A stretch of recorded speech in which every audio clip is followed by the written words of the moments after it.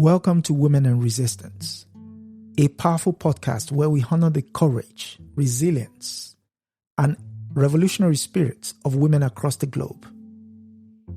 Hosted by Aya Fubara Eneli Esquire and Adesoji Iginla, we uncover untold stories of defiance against systemic oppression. Whether colonialism, racism, sexism, or economic injustice. From historic icons like Winnie Mandela and Fannie Lou Hamer to today's trailblazers, we shine a light upon those shaping a more just world. This is a call to honor the past, embrace the present, and build an empowered future. I always forget to. Yes, greetings, and welcome to another episode of Women and Resistance. And with me, as usual, is my sister from another mother in character today of Taitu Betul, the Lioness of Adwa. How are you, my sister? Doing fantastic. Thank you. Yes, today we are looking at the life and time.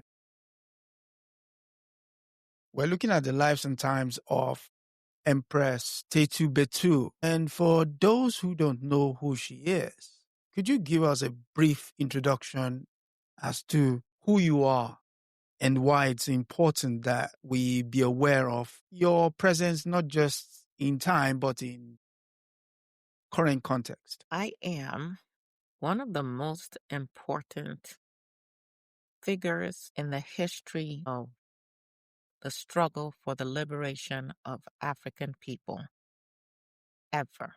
I am one of the most important figures. And the fact that most people have never heard of me means that there's much work to be done. Because if people like me with my legacy can languish in obscurity outside of Ethiopia, because in my country I am very well known, in my nation. But if who I am and what I was able to help accomplish can just be erased and not taught to every little boy and girl of African descent, we have a long way to go towards our ultimate liberation. So who am I? I am the Lioness of Adwa. I am a military strategist. I am a deeply spiritual woman. I am the mother of a nation. Arguably, in fact, it's not even an argument, Ethiopia, as it is known today, is the only nation on the African continent that was not colonized. Don't bring up Liberia, because Liberia, we know, was, for all intents and purposes, a protectorate of the creation of the United States of America. And that should say something.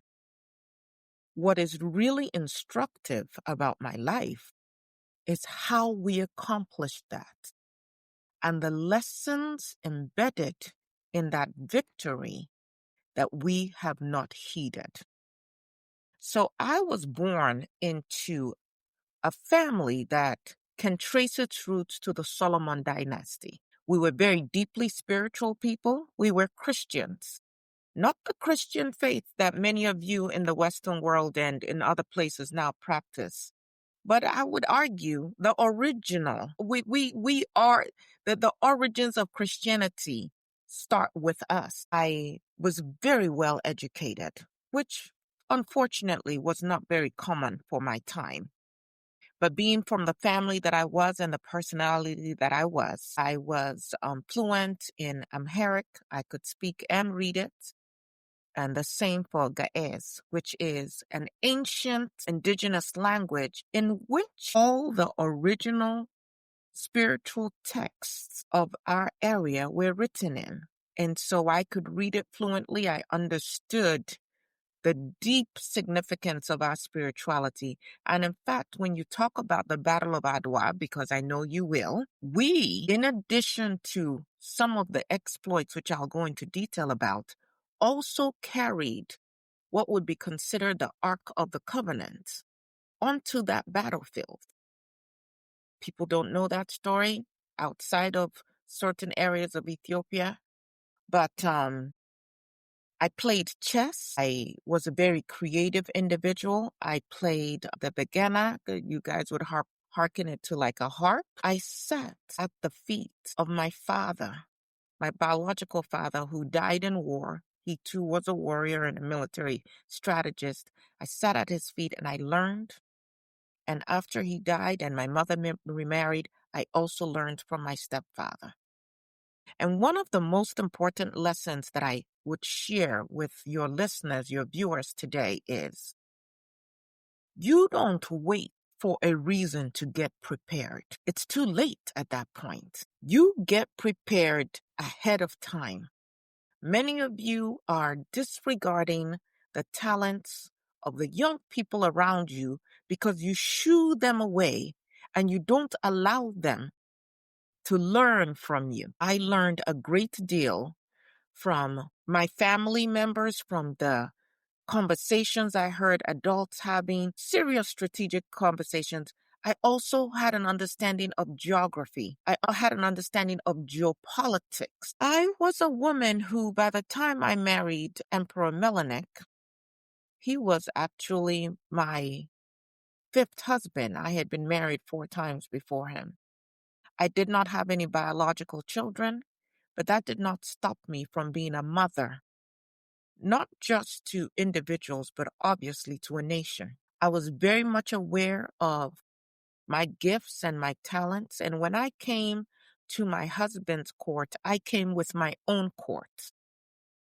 I had my own advisors. I made sure that all the people who worked around me, we observed who we were as Ethiopians, what our traditions were. And my husband had the good sense to see me as a co-equal, to see me as an equal, and to consult me on many matters of the land. And anyway, I was the kind of woman who, consulted or not, I would share what I knew. And so some of you may have had the chance to read about a treaty. You know, that was the tactic that all the colonizers used in all across Africa. They would come with these treaties for us to sign. And we were used to, with our neighbors, working out agreements. And we came to these treaties with the same notion of how we worked things out indigenously. But you should always pay attention to who is across from you and understand beyond what they say. And I knew from what I was observing around us that the Italians were up to no good. And so they signed a treaty. It's the Treaty of Wuchale. And the treaty was in 2 languages, Italian and Amharic. In the Amharic version of it, it said that we were opting to exercise, if we so chose, to work through Italy in terms of our foreign affairs. But in the Italian version, it essentially made us a protectorate of Italy. And this is the same kind of dubious activity that the colonizers used all across Africa, getting kings to sign and rulers and leaders to sign treaties that they did not totally understand. A lot of times they were signing it exclusively in the language of the colonizer and relying on interpreters. You may have heard of a one Jaja in the southern part of Nigeria. And he refused to sign a treaty because he had a young woman working for him, Emma Johnson, who read it and said, what they're saying it's about is different from what they wrote. And he refused to sign that treaty. But the colonizers took those documents that leaders of numerous groups across Africa had signed, many of them duped into signing one thing, thinking it was another. And that is what they used, because they always have to have the guise of legitimacy. That is what they used at the Berlin Conference, the Scramble for Africa, to justify how they carved up the continent of Africa.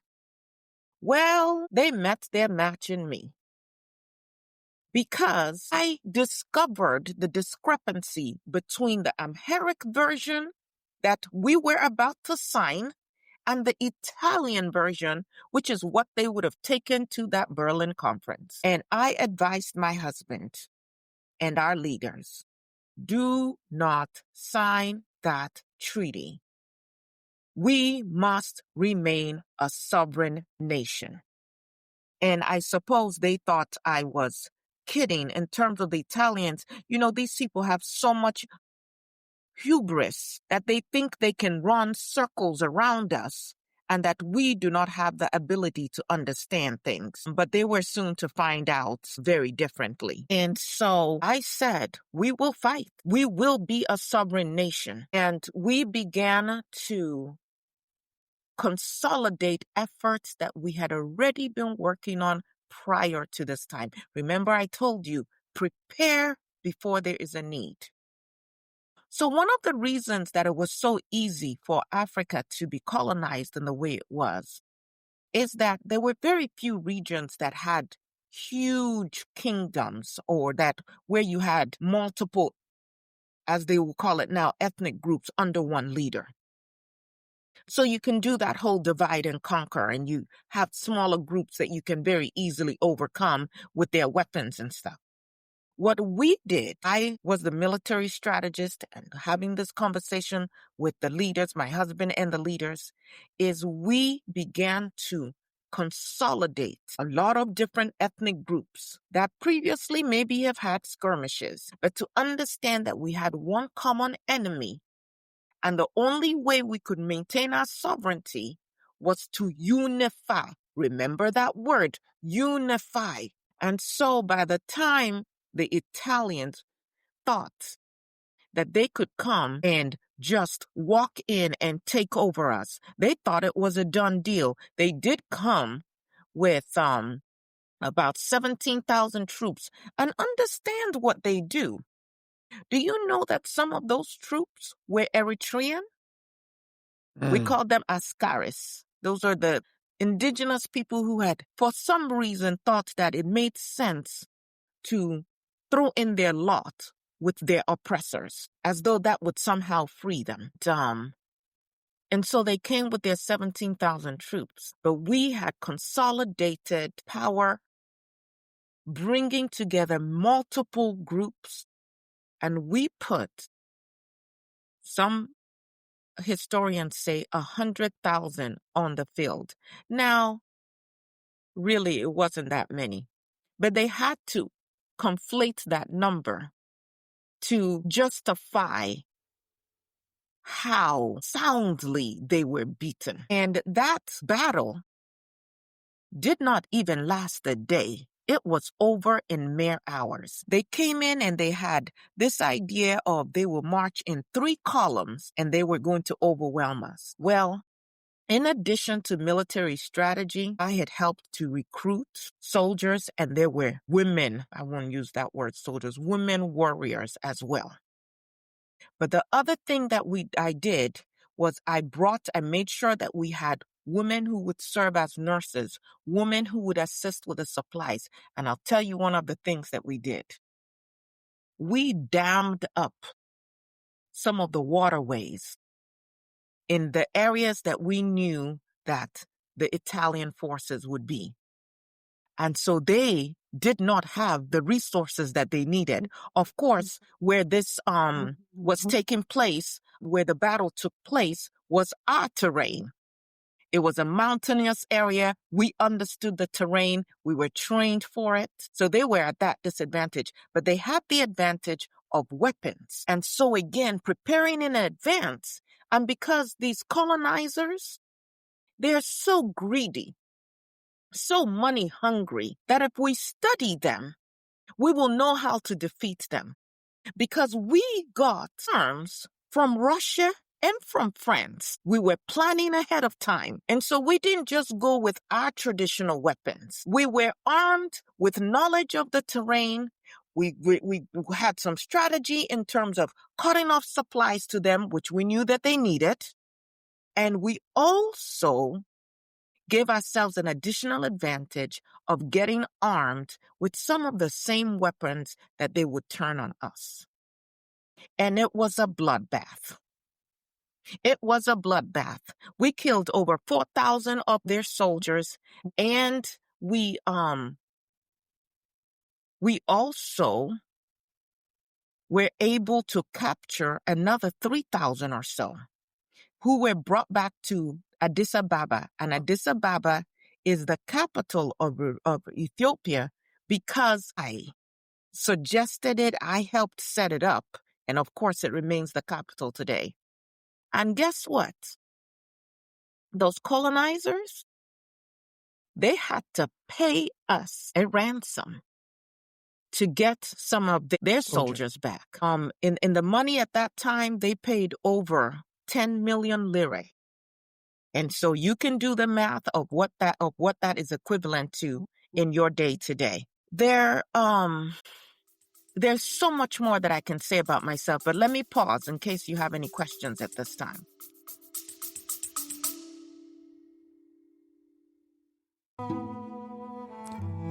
You are listening to Women and Resistance with Fubara Eneli Esquire and Adesoji Iginla, where we honor the voices of women who have shaped history through courage and defiance. If you're finding these stories inspiring, take a moment to subscribe, share, and support this platform. Together, we amplify the voices that deserve to be heard. Now, back to the conversation. Okay, so why do you think at that time it was important to maintain your sovereignty? Because you highlighted the fact that sovereignty played a key role in determining the psychology of the place. Why do you think it was important to maintain your sovereignty? Well, as opposed to being a protectorate of Italy? No. I was raised as a proud woman. I saw my people do the work to govern ourselves. What self-respecting people would willingly give up their own freedom and their right to self-determination to some foreigners whose ways are not our ways, who will completely disrupt who we are and what we are about? We had our own language, our own culture, our own forms of spirituality, our own ways of doing things. Why would anybody, when you ask that question, why would anybody who is a self-respecting person willingly bow down to someone else? For what? We had absolutely no reason to do so. We were living and existing and advancing in the ways that we wanted to. Why would we give that up for some other people? Why? Because they want to come and rule us? Not to mention, of course, we were not ignorant of the barbarism of these people. We knew that they did not mean us well. That was not even a consideration in my mind. Now, were there people that we had to convince? Yes. But that is one of my strong suits. I was absolutely a diplomat. Very strident, very assertive, but I was a diplomat, and I knew how to talk to people and how to explain information and how to get people to understand what was at stake. And the message, in addition, that I would share is, you must pay attention. I was paying attention. I understood things that were happening beyond our confines, because even back then we were trading. There were many ships and foreigners and all of that who would come in, and you listen and you learn and you pay attention to what seems to be coming down the pipeline so that you can prepare. And it was very clear to me after seeing what Italy was doing, particularly in the area now known as Eritrea, that it was just a matter of time, but they would try to come and lord over us. And that was not something that we were going to allow happen. So with Emperor Menelik, we were able to organize the Amhara, the Oromo, the Tigray, and the Shawn warriors, all of us coming together, unifying for one cause, and that was our sovereignty. And today, there is not a child in Ethiopia that you can talk to that does not understand that we were the only country in Africa that was able to resist the Europeans, the colonizers. We did it through strategy, through unity. It can be done again. It must be done again. And we were willing to fight for our liberation. Across Africa, people thought they could just sign a document, someone else saying, now you're permitted to be sovereign. No, they don't respect you under those circumstances. We were willing to put blood on the ground for our sovereignty, and we did that. So it was said that you were a very good motivator, especially when it came to laying siege at the fort during the Battle of Adwa. What have you heard? And you said you inspired the men. You draw strength. Drawing comparison now with the lady that we previously did on this series, where you said you brave men have been boasting of your determination to change the fort, but slowly dies. The pride of man are what that guides the river. And if you were guiding heaven's gate, for without water is a fort and a prison, you who have volunteered will be honored. Essentially saying, if you have the patience enough to fight for your freedom, you will be rewarded in the end. Yes. Now, what was it that you saw within the immediate confines of that war setting? And also, like you said, you study what is around in terms of that time. You're talking about colonialism. What was it that you saw there that you said, this will not happen to my people? And as a result, I must use words to inspire them to maintain our freedom. What was it you saw? I saw the degradation of African people.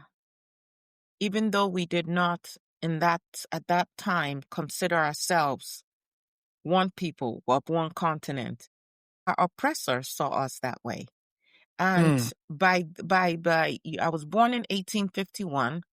By the time that this battle was waged in 1896, you could see, you could hear, there was evidence of what was happening all across Africa in other places. And that definitely informed me of what would befall us if we did not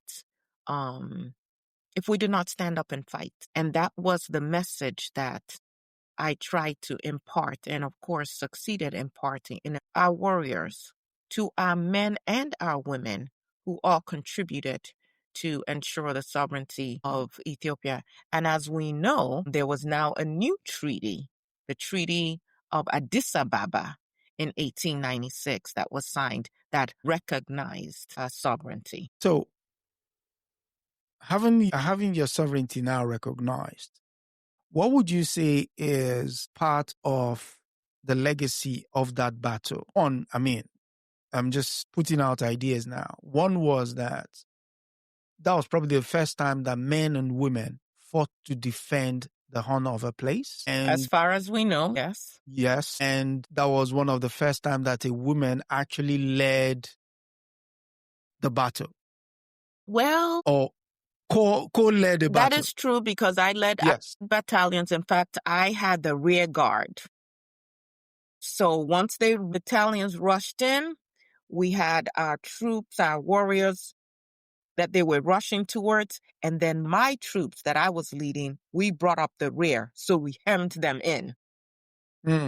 But I would have to consider the dates because, of course, we know Queen Amina of Zaria also led men and women into battle, not against the Europeans, not against the colonizers, but I don't believe necessarily that was the first time that African men and women fought together. But of course, what made this Battle of Adwa particularly unique is who the opponent was, and of course, the outcome of the battle. And, it really brought shame upon Italy.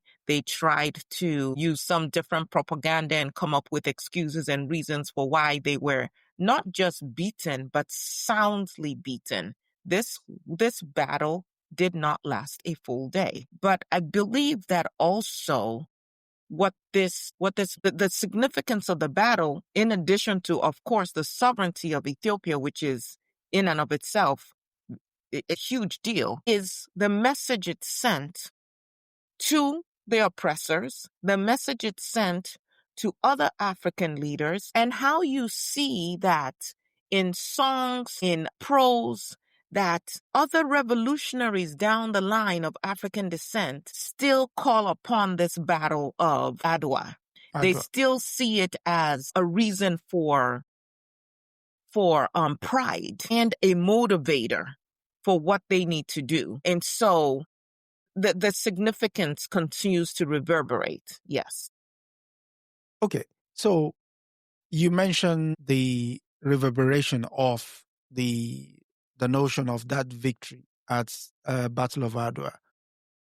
Now, in terms of how this story is recounted now in our modern times, what would you say is the lesson that can be learned?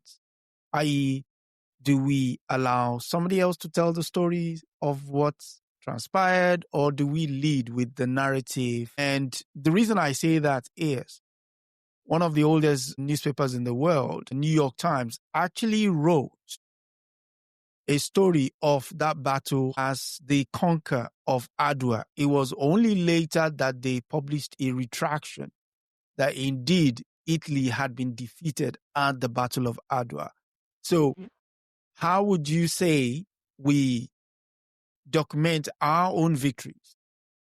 Well, you've heard that proverb that until the lion learns to write, the story of the hunt will always be told from the perspective of the hunter. The hunter. So yes, going back to education, going back to having pride in who we are, we must tell our own stories, because no one can tell your story for you. And everybody who tells a story is going to try and make themselves look good. And so it is imperative on us. We cannot expect other people. It is actually not even their responsibility. If you have a father, if you have a mother, you tell the story of your family. You don't expect me to come and tell that story. And if I do, there are definitely things that I'm going to leave out, either because I don't know them, or particularly if they can make me look bad, then I'm going to leave them out. So, in more recent years, there are now books being written by Africans about this Battle of Adwa. I believe you know one of such men who has written a book, if you want to share his book with your audience. Yes, that would be the good brother Milton Alimadi. He wrote a book in Love and War, the Battle of Adwa. And he also, in his book, How Manufacturing Hate, he chronicles how the New York Times actually report the Battle of Adwa. So that framework of telling the lie that indeed Ethiopia has been subdued was a lie first told by the New York Times, which they later retracted, knowing fully well that the war did not go as they planned. Because for them, it was And was that retraction as big as the original article? No, of course you not. know that would not be the case. Of course not. You know that would not be the case. So speaking of retractions, so how would you say you challenged Western narratives of African females' passivity in resistance movements? Because if anytime the stories are told in the Western media, the women don't often get that kind of a mention. I'm really at this point not so much concerned about what the West says and how they treat their women. I am concerned about what my people have forgotten. And one could argue that had I been subdued because of my gender, that things may have turned out a little differently, maybe a lot differently with that battle, because I brought, first of all, with the treaty, because I was the one who noticed the discrepancy. And so I could care less about the oppressors. They've never meant us any good. But for my people across the continent of Africa and beyond, wherever we are in the world, understanding that it is hard to move forward when you're also simultaneously holding back one half of your people. You are missing out on some of the very elements that if they unify, if everybody is allowed to come to their full selves regardless of gender and unify, we have ideas, we have insights, we have the physical power to overpower all of our adversaries. And to the extent that we are so consumed with also holding women back in so many of our societies across the continent now, if you are fighting and you have to use one hand to hold someone back and only one hand to resist, you've already, quote unquote, handicapped yourself. And so that would be more so my concern is, and which is why I'm grateful for all of the women that you are shining a light on, people like me. In fact, I will ask your viewers, your listeners, you people call it a chat? In the chat, ask them, before today, had they ever heard of me? Before today, had they ever heard of me? How are we teaching liberation and leaving out the women who bring forth all of humanity to begin with? The women who nurture humanity and holding them back.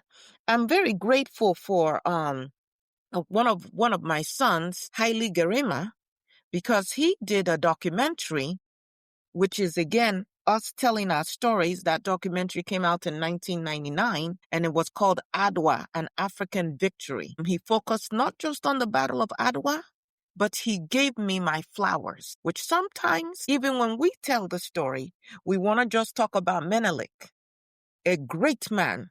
I don't marry men who are not of substance.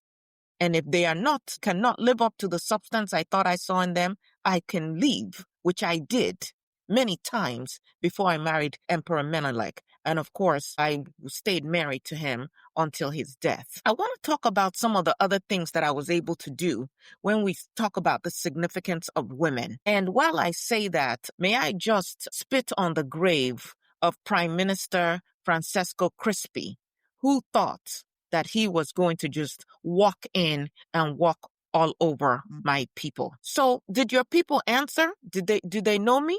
Do they know who I am? I am very curious to know. In the negative at the moment. Wow. Well, so let me tell you some more of what I did in not just in war times, but in peace times. When we talk about having economic vision and industry influence, I was at the forefront in Ethiopia, helping to bring together artisans. I noticed that when we had foreigners who came to trade, that many of them had to just find accommodations with, maybe someone they were trading with and all of that. So, with my husband's support, I established the first hotel in the continent that was run by and completely owned by African people. And in that hotel, we spoke Amharic. You ate our food. It wasn't just these establishments that the colonizers came to our countries, set up for themselves, only used us as servants, and we were excluded from actually being able to go into the place and be served as everybody else. And so this became the seat of diplomacy, if you will, even. So whenever foreign governments or people wanted to come and meet with us, they met with us on our grounds in our hotel. We had it all set up. So that was one of the things that I did. I organized artisans, to make sure that the curtains and everything was set up in a very excellent manner. We started, understanding world trade. I would negotiate with foreign entities and get skill sets from them to help us improve our own industry. Candle making. Of course, we use those candles in our churches and so on and so forth. Helping women to further solidify their role as healers. So like I said, on the battlefield, we had women who were there immediately to assist with the wounded, which helped to cut down on our casualties. I advocated for economic self-reliance. I was very skeptical of European motives, and I consistently, even after the Treaty of Addis Ababa, I consistently pushed back against foreign control, not only in politics, but in trade and business, something that most African countries seem to have abdicated at this time. We just fall for whatever they want to do. They bring in their goods in whatever way they want to. So I supported landowners. I showed them from my own example of the land that I owned, how to cultivate the land, how to make sure that you were being productive, managing farms and livestock, trading and creating trade networks with efficiency. I was recognized for my power, my vision for urban planning. And that is how Addis Ababa was established, not just as a political capital, but as a cultural and a commercial hub. And in all of these ways, having influence, that hotel is still in existence. It was established in 1907. It's called Itegwe Taytu Hotel. Itegwe is Empress in our language. And it was my direct initiative to set that up. It's located in the heart of Addis Ababa in Piazza. You can still go and see it today. Until then, like I said, there was no formal lodging. I insisted that we not just be sovereign in name and on paper, but that we project strength and dignity and what people will now say maybe modernity, but every group is growing unless they are interrupted in their progression, which is what has happened across most of Africa. Of course, this was unheard of women at that time, but it should not continue to be unheard of today. We hosted our receptions there, our negotiations were there. Those are some of the things that we did. What the hotel did as well is that it fused Ethiopian architectural elements with some of the European influences, showcasing our cultural flair and our grounding and our pride in our culture, even though it also had some of the amenities that the foreigners were more used to. There are other things that I did as well. When we talk about banking, one of the things that I did was it wasn't a bank in the traditional sense that we have right now, but I said we must have a system in place where people can borrow money to begin trades and where they can then pay back that money. And that is something that I got started to protect Ethiopian financial autonomy, especially from Italy and from France. I was very much against economic control because when they control you economically, then they can almost control you in every other way. So we worked to ensure that we had Ethiopian-controlled economic institutions. And for those of you who want to learn more about me, if you travel to Ethiopia, you want to go to the Institute of Ethiopian Studies, the National Museum of Ethiopia, the Entoto Mariam Church Museum. Entoto Mariam Church is a church that my husband and I, Emperor Melanik and I, actually helped to build. We were very generous supporters of the faith, the Christian faith. In fact, I worked very hard to keep the Catholics out of Ethiopia, because they come with their own religion and form of spirituality and they kill off everything else. And so when you go to Ethiopia today, we are practicing the spirituality of our forebears, not this thing that you people, whatever you are doing here with, yes. And so even our holidays are different from your holidays, the Christian church. But the Entoto Mariam Church has a museum, and my husband and I are actually buried at the Entoto Mariam Church. If you trace the history of the Bank of Absinia, which was opened in 1906, you would trace it back to some of the ideas that I began to implement in terms of us holding on to our own economic sovereignty as well. So my life as a whole was one of preparation, discipline, self-confidence, the ability to know when my time was up in a certain place, even while maintaining diplomatic ties. I was always a builder, someone who connected people. That's one of the reasons why Menelik was attracted to me and married me. You know, I was 4 years older than Menelik. That was unheard of in those days. But I was simply irresistible. What is not to like?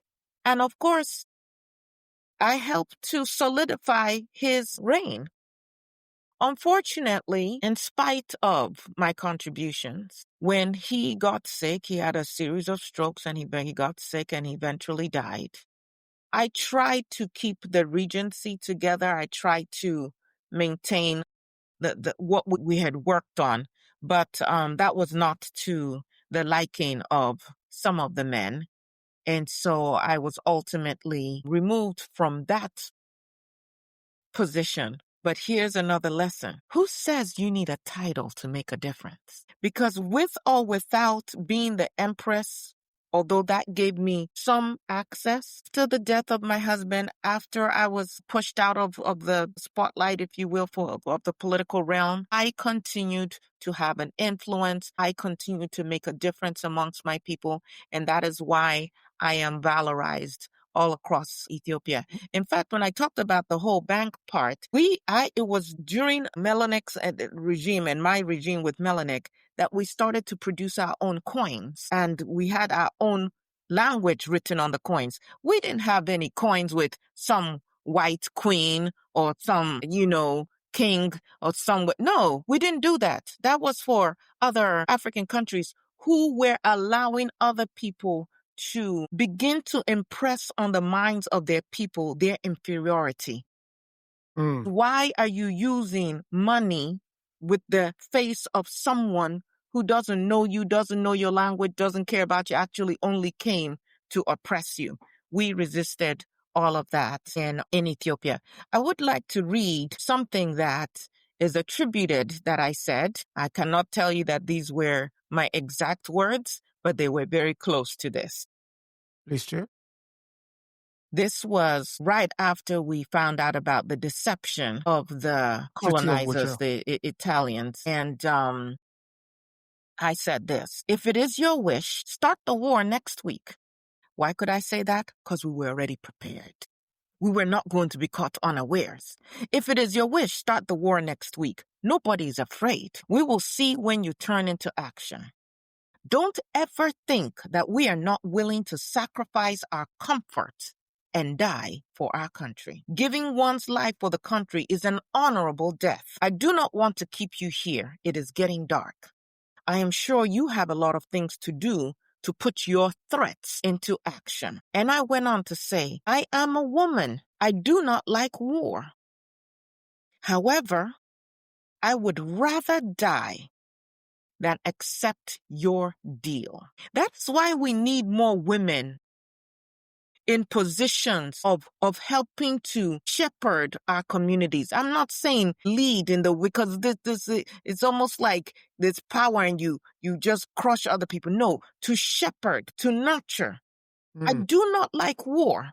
I am a woman, but I will die rather than accept your fate of me essentially being a slave to you. And when I spoke with this power in front of the oppressors, you can imagine how that invigorated the spirits of the warriors that we would call upon, because they did not see me cower in fear. In what ways are you standing up to the oppressor? And in what ways are you prepared to back up your words? These were the words that I spoke when the Italian advisor to the Emperor Antonoli tore apart the translation of the revised Wuchale Accord that in effect declared the agreement of the Italians to discard what at that point was Article 17. So there is nothing we are facing today, my children, African people are facing today anywhere in the world that we have not seen before, and that actually we have not been able to overcome before. They will not tell those stories because that will invigorate us and deflate them. We must go and unearth these stories, and then we must tell them and tell them again and tell them again until they become the nursery rhymes, as you people call them. They become the songs that the little children are singing. That they're not singing God Bless America or singing, how great the queen is or the king is of some foreign land, but they're singing about the courage and the vision of their people. They're singing about their own indigenous ways of doing things. And that is what I attempted and mostly succeeded at doing during my time before I left the face of this earth. Before you left the face of the earth, you've proven that resistance comes in different form. And sometimes it's just by raising your voice, because did you not raise your voice, that treaty would have been signed and the course of history would have been changed. So would it be wise to say women in times now be not afraid to raise their voice, and even when they are wrong, to at least know that, yes, they've said something and they can learn from whatever that was said or whatever mistake that transpires thereafter? I would say everybody raise your voice, but I will also say this. Your reputation precedes you. The reason in that moment, that very tense moment where other advisors to my husband had said, oh, this is what it says and I'm Harry, could we go ahead and sign the treaty? The reason why my husband would give me ear, the reason why the other leaders will say, wait a second, what is she saying? Let's figure it out before we hastily sign anything, is because of how I had already been conducted. So don't be someone out here who is very inconsistent, who lacks discipline, who does not show that they are dependable in any way, who has cried, what is your story? Cried wolf? Is that what you say? One too many times? Who is overly dramatic, Don't be someone that people, when they see you coming or hear you talking, immediately tune you out or shut you down. Now, there are some people who would try to do that anyway, but depending on how you've conducted yourself, on how you've prepared yourself, you will have some who are going to say, wait a second, hold on. We need to give that ear. In fact, there's an African proverb in another language, but to all of our countries, all of our people, all of our groups, you find similar concepts, similar ideas, similar values. But in this particular language, the translation is, if a child washes their hand well, to the kings, they can eat with the elders, with the leaders. Yes. But if a child just comes from playing in the dirt and immediately tries to put their hand in the pot of soup you're going to be your hand beaten and shooed away. And the next time they see you coming, there will be a barricade before you come and do that nonsense and spoil the soup for everybody. But the child that the elders have watched and say, oh, that one, very studious.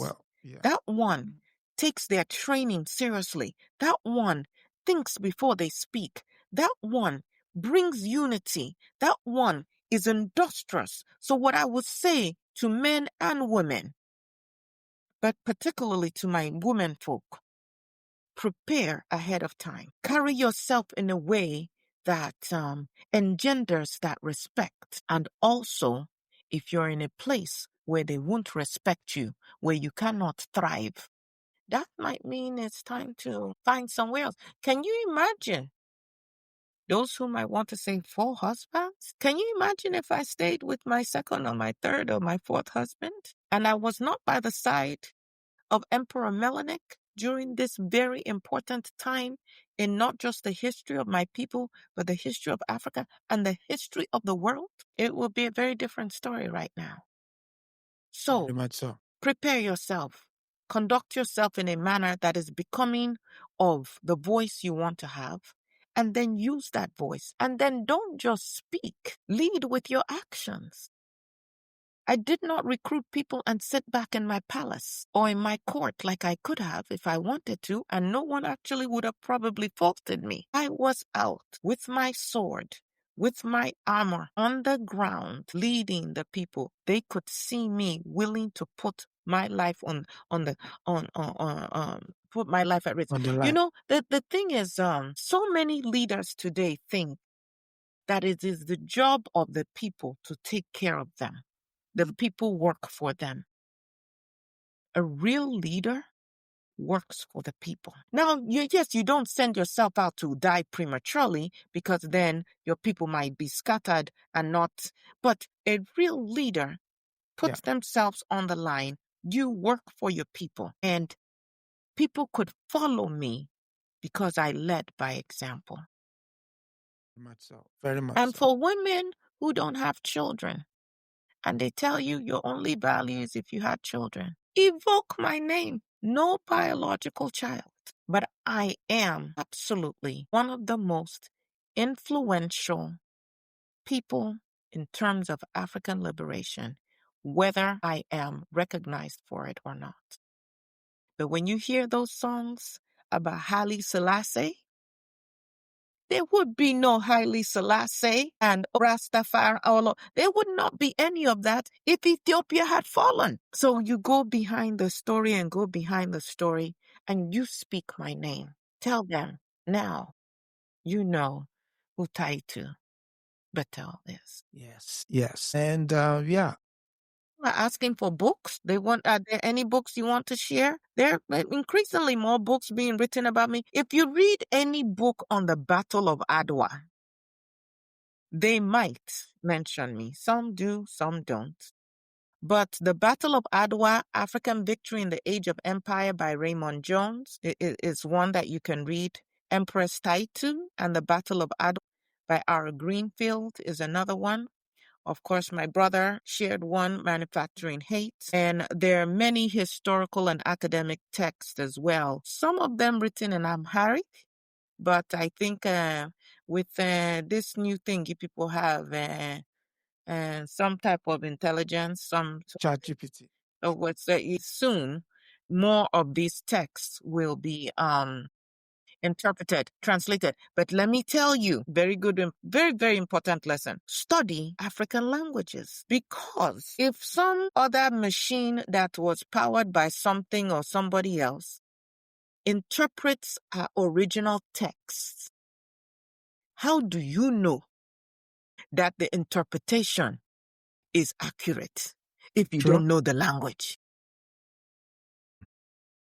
You see? So just like they gave one version in Italian, one version in Amharic, what is to say that if we leave the translations of our words, like Medunecha, you see where all these white Egyptologists want to claim us and claim our work. And when you get African Egyptologists into the mix, then they have a different understanding. Like, no, that's not what it is. So we must not rely on foreigners to tell our stories. We must love ourselves enough to tell the stories ourselves. So learn the language. Learn the language. If you can learn all these other languages, you can learn your own language. One or two, you can do that. Yes. Again, thank you for coming through. We have come to the end of another episode of Women and Resistance. Hold on. Somebody said, I am from ancient kingdom of Aksum, Ethiopian Orthodox Christian. Wow. Welcome, my child. Welcome, welcome. Thank you. Wow. You see, the world is getting smaller, as if it's not already small enough. But to say, you're only 6 degrees, there's only 6 degrees of separation from someone who is acquainted with your story, your life, your background. And so Africa is just one big village and extended to the world, far and beyond. Like I said, we have come to the end of another episode of Women and Resistance. But as usual, we'll tell you who we're looking at next week. Next week, we're looking at Florence Griffin Joyner. Wow.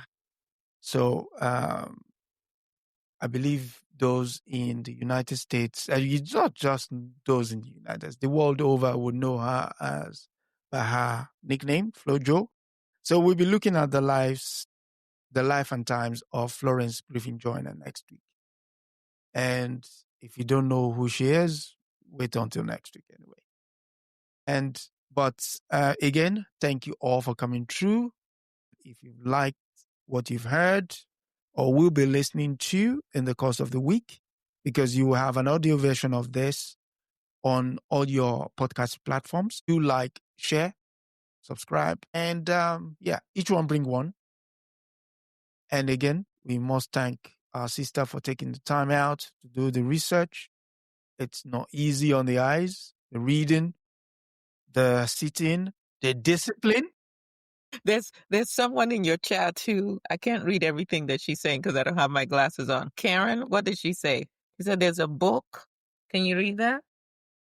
She said there's a book that is particularly looking forward to that will have a snapshot of this amazing woman that you are due to. So you're being given an assignment. You should write a book. Okay.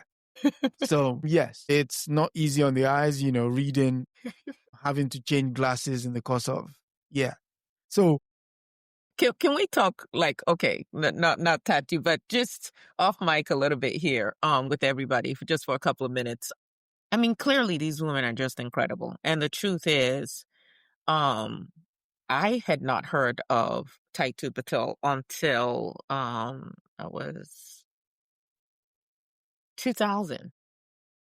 And I have a master's in African Black studies, African and African American history. Never heard of her. And so we do have a lot of work to do. And this has absolutely been something that I think that if I totally thought through all the time that it would take, I would have told Adesoji to go to hell, quite frankly, because those of you who know me personally know my schedule is kind of full already. But it has been an absolute joy every week to go back to my notes. So many of the women we've covered so far, I'd already started reading and writing on them, but some of those notes are years old. But to go back to now get more books, some weeks I'm literally getting through 3 books on whoever we're going to talk about, watching documentaries all the time. So I have no idea what's on TV, because if I have a free moment, I'm watching a documentary on someone. And it's been absolutely life-changing in the sense that I can see myself moving differently in my own life.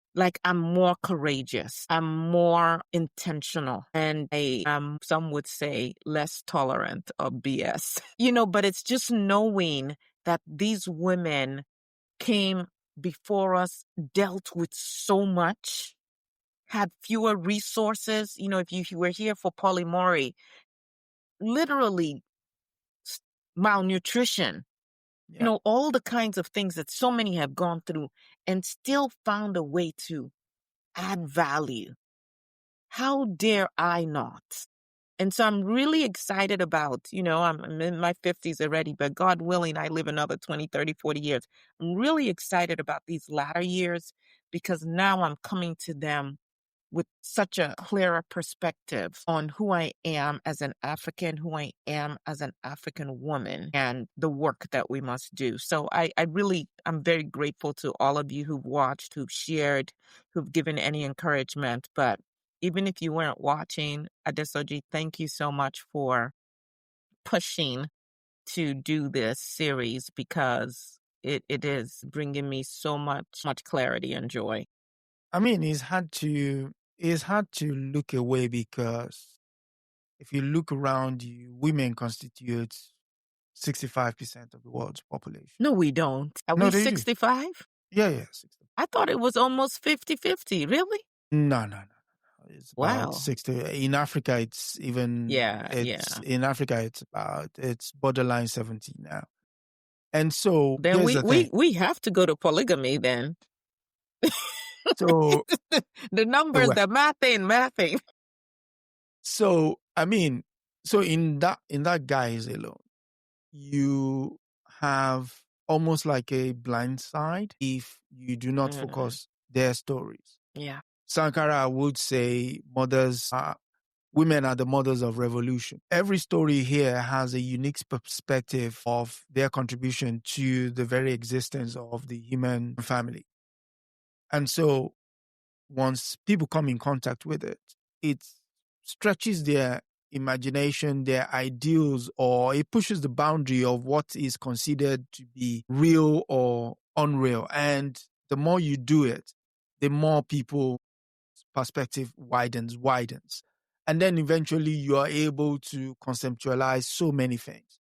One of the reasons why Kamala Harris was unable to attain, or the woman before her, Hillary Clinton, was unable to attain, is because in that polity called the United States, men still don't see women as an essential part of their society. They see them as, the others.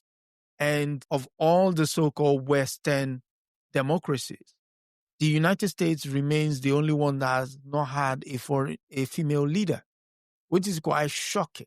And we're going further backwards. And it's, so I say that to say this series in itself is just laying the groundwork. And eventually when that book you promised comes out as well, and, then that registers itself as a permanent record that people can build on, because we're never going to finish whatever it is we started here. It's just a stepping stone. We have to be honest about that. Yeah. Saying that you're going to finish anything, it's almost losing sight of what is before you. So that's not going to happen. And in continuation of that, next week, we're looking at Florence Griffith Joyner. Exactly. So again, discipline, preparation, and execution. So we'll see how all of that comes into play. Yes. And yeah. Till any final thoughts? Not at all. I'm just really grateful for everyone who's watching and encouraging and learning. And I know that it's also making a difference in your life. So thank you. And just share the word. Share it, and let those who want to hear. Yeah, share, read. Reading can be lonely at times. I must be honest, but find groups in 2s and 3s. You don't have to be 20. 2, 3s. Just take a book, one of these women that we've talked about, and learn a bit more. That way you enrich your own understanding of who they are, and also, be able to synthesize it with what is happening around you. Yeah. I mean, we've dealt from revolution, environmentalists, lawyers, doctors, writers, the whole gambit. Ancient warriors, yeah. Exactly. And this evening we talked about royalty. I mean, next week we're talking about a super athlete. Exactly. So we continue next week. Thank you so much. And that said, until next week, it's good night and God bless. Bless. Thank you all for watching. Bye-bye. That is it for this episode of Women and Resistance. Thank you for joining us in amplifying the voices of women who challenged injustice and changed the course of history. Be sure to subscribe, share, and continue the conversation. Together, remember, we honor the past, act in the present, and shape the future. Until next time, stay inspired and stay in resistance.